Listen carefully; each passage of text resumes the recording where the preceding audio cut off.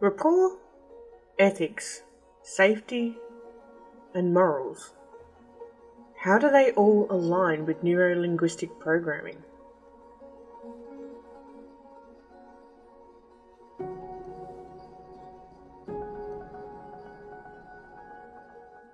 This video is brought to you by Clinical Hypnosis, Australia and Hypnosis New Zealand. Ready to break those habits? Let our professional hypnotherapist help you make the change today.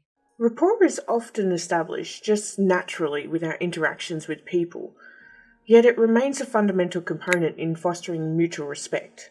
The absence of rapport is noticeable and can be hindered with effective communication. While breaking rapport is relatively easy, repairing it can be challenging due to underlying trust issues and, our suspicious natures. To build rapport, it is essential to demonstrate genuine interest in the other person. This involves observing their reactions, noting keywords and phrases they use, and paying attention to both verbal and non-verbal cues. Rapport is influenced not only by what is said, but how it's said as well. And also by our body language, much of which is communicated unconsciously. How many times have you come across someone who has just ripped you a new one and you're standing there thinking, what did I do? All that happened here was this person was communicating unconsciously. Their tone didn't match their words very well, and you caught the brunt of it. You can lose rapport when this happens because, depending on your mood and what's going on in your life, well, this can drop how you want to have a relationship with that person as well. So rapport and communication and how effective it is really can impact us and change our entire direction in our life. Communication occurs through various channels. So you can have face-to-face, where you're just talking one-on-one or in a group. We can have phone calls, emails, and we even have video conferencing these days. In each one of these contexts, building rapport requires an awareness of the other person's communication style, and also noticing the gestures, the language, and the tone of voice. And this is why so many people will ask you to turn your camera on when you're on a video call of some sort, because that way they can gauge your body language to communicate better. There are so many people out there that prefer to have a phone call or would rather just have an email of some sort because that rapport can be misconstrued, or it gives them an out where they can say, oh, I was just joking. So to establish rapport, we actually need some fundamentals. We need trust, empathy, harmony, and a mutual understanding. Communication is a mixture of three things. One is physiology. The second is the words that we use, and the third is our tonality. So let's look at a couple of rapport building techniques. So there's 2 steps, but you have to keep it natural, but otherwise it just gets a little bit weird, okay? The first step is matching, and the second step is mirroring. Matching is where we match what the person is saying, what they're doing. Mirroring is where we literally copy exactly what they're doing. So if they cross their arms, we cross our arms. So there is a difference. This employs an unconscious level of communication. It tells someone that we're safe with what it is that we're doing. In typical communication, when you're matching and mirroring, you need to be subtle. Okay, you don't want to do it. And, it gets weird with people. Like, if somebody is staring at you intently and you stare right back, that can lead you to go, oh, this is not feeling very comfortable. But you can use these mirroring and matching techniques in a natural way so that you can get into rapport with somebody. Similar to body gestures, behaviors, vocal characteristics, you can use your tone and you can speed. A really great technique with this is when somebody's in an argument. So you match their tone, but you don't match the words. So for example, somebody might be yelling at you and they're being quite abusive, and you can yell at them, matching that tone and speed, yet you can say, I understand where you're coming from, it annoys me as well. And because you're matching them, all of a sudden they think that you're in their structure of reality, and then they can start changing their tone because It's what we call the uncanny valley. This is where the tone doesn't match the words and you're like, what? Your brain then breaks a state and has to decipher what is going on and how do I react to this because I'm not getting my normal reactions. When you're interacting with someone, you really have to build rapport. And there are some people that will just shoot down rapport before you've even started. By paying attention to another person's body language and subtly mirroring it, we can foster a sense of connection and understanding. Establishing rapport makes it easier to emphasize with an understanding of the other person's perspective. When you're going into the mirroring and matching mode, you don't want to mimic as well. So if you've got somebody who's asking a question of some sort, you don't want to say the exact same question and mimic it. This gives the appearance of being insincere or degrading. To prevent this, you can have a slight delay between the other person's reactions and your responses. And additionally, you consider how can you match better instead of mirroring them, or how can you mirror better instead of matching them. Whilst mirroring involves replicating the exact behaviour, it's not mimicking, and this is where the confusion can occur. And matching also means adopting a similar but not identical posture. So, like I said before, if someone crosses their arms, you might cross your arms, but just not exactly the way the other person was doing. So matching is generally a more subtle approach.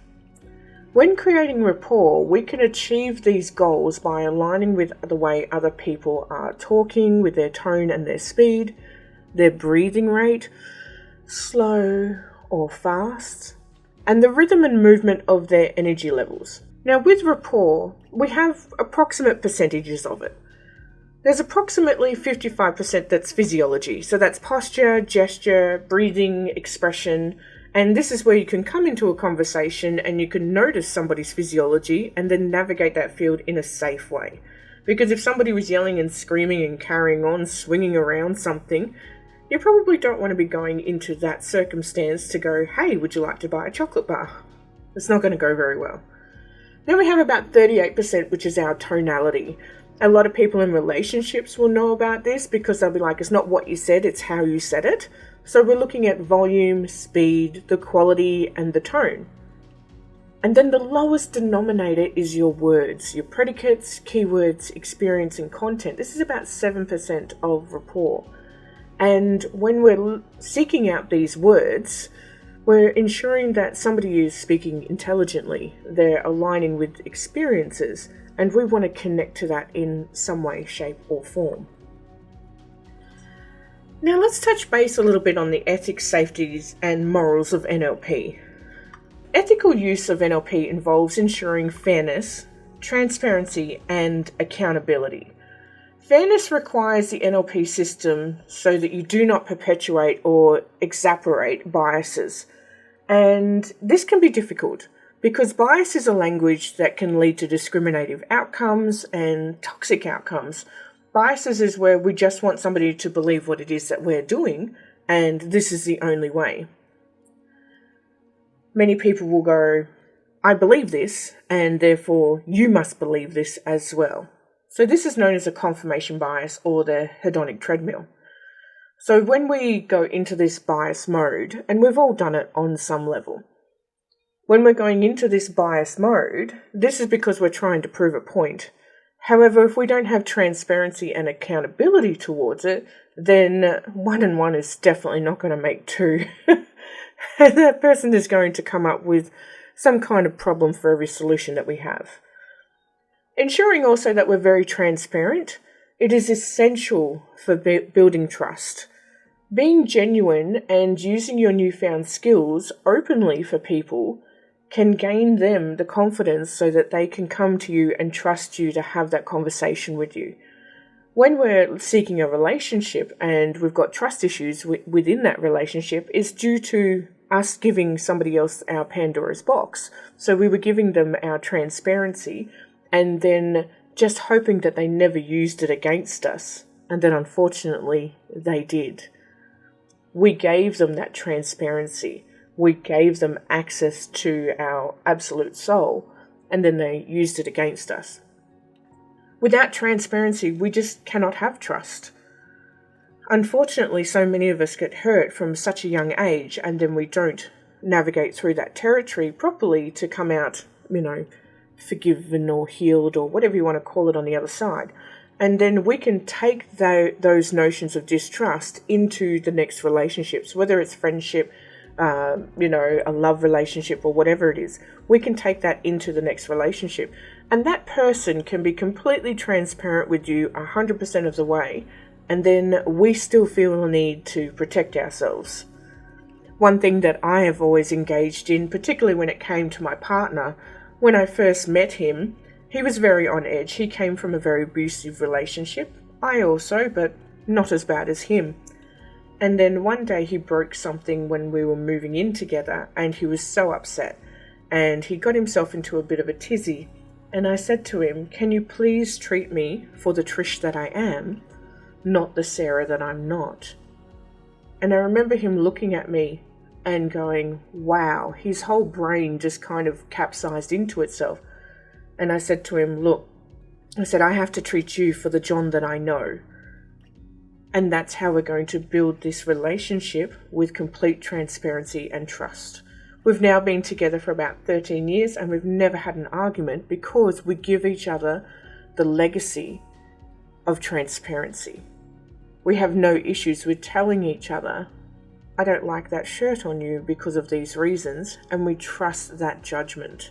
We trust that transparency. Another thing also is accountability. Accountability involves taking responsibility for the impacts of the language that we use. Don't mistake generosity for charity. Using NLP language to manipulate or create confusion is unethical. So just be a really good and moral person. There are techniques you can learn with NLP which will get people to go into a confused state, and then, they will become your follower as such. Please don't navigate to the covert side of NLP as such. Manipulation does not equal freedom. And if you truly want to be free, then you can be a moral, transparent person that creates clarity for others. You may have heard the stories about people saying, I'll teach you how to control people's mind and manipulate their thoughts. This is the unethical use of NLP, and unfortunately with everything that's good, there's always a dark side or people that wish to manipulate it. Many of these people can be narcissistic or even egotistical. The moral use of NLP involves considering the broader impact on yourself, on individuals, and on society. What you say to someone may stick with them for the rest of their lives. So be kind. You're the only one living inside your head, and you've got to live together for the rest of your life. So be kind. So when it comes to establishing rapport and being safe with NLP, use it with respect. Always leave the other person in a better position than when you left them. And if you cannot do that, then simply exit the conversation in a polite way, because that person is not ready, nor are they open to advancing or to moving on. I'll catch you in the next video. Bye-bye.